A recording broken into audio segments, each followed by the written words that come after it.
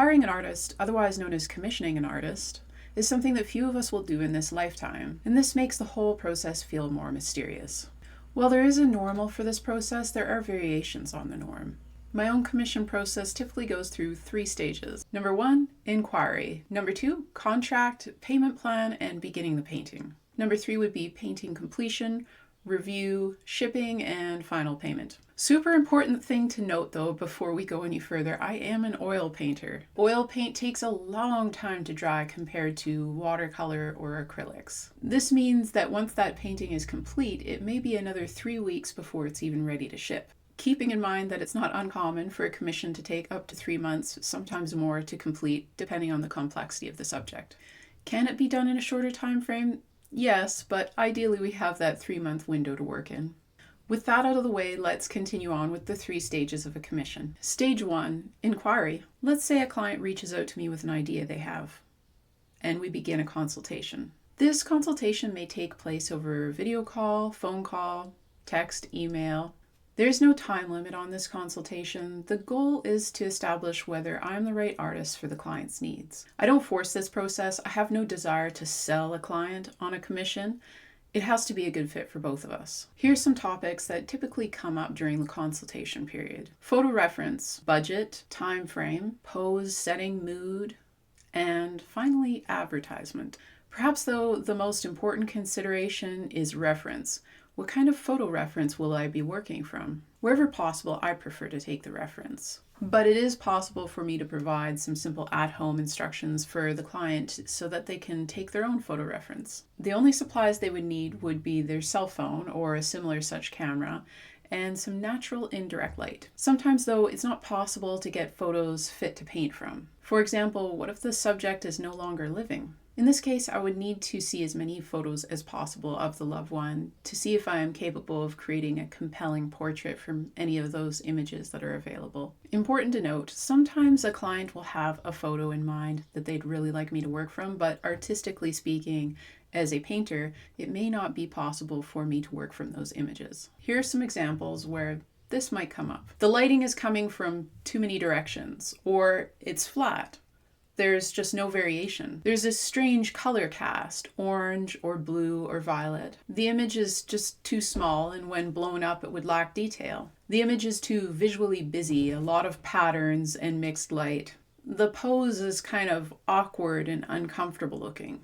All of these issues would frustrate the creative process and make for a much less pleasing end result. In addition to the reference material, early on I like to address budget and time frame. If the client are unable to agree upon a budget and time frame, the project may be dead in the water. However, that doesn't always mean a full stop. Sometimes there are creative solutions. Other aspects we would discuss at this point might be setting, mood, pose, and size, etc.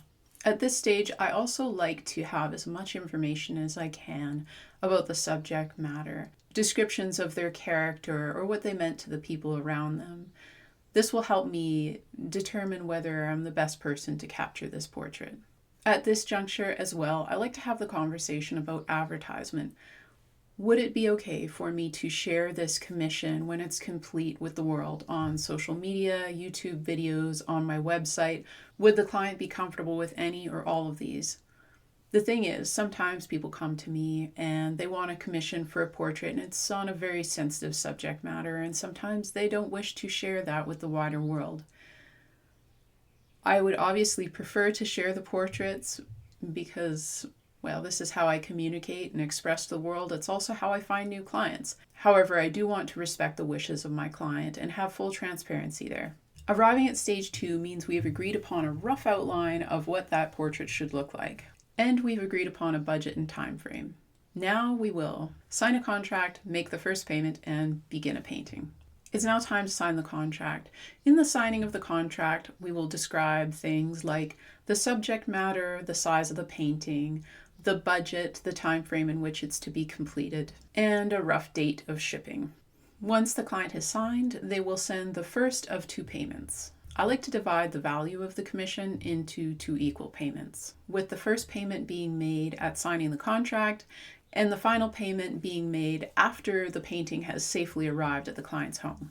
However, as far as the payment schedule goes, there is flexibility. Everybody's situation is different. So if there is a schedule that works better for my client, I'm sure we could work that out. And now it's time to begin painting. The most exciting part of the journey has begun. If time allows, I'll enter a stewing period before I even pick up a brush.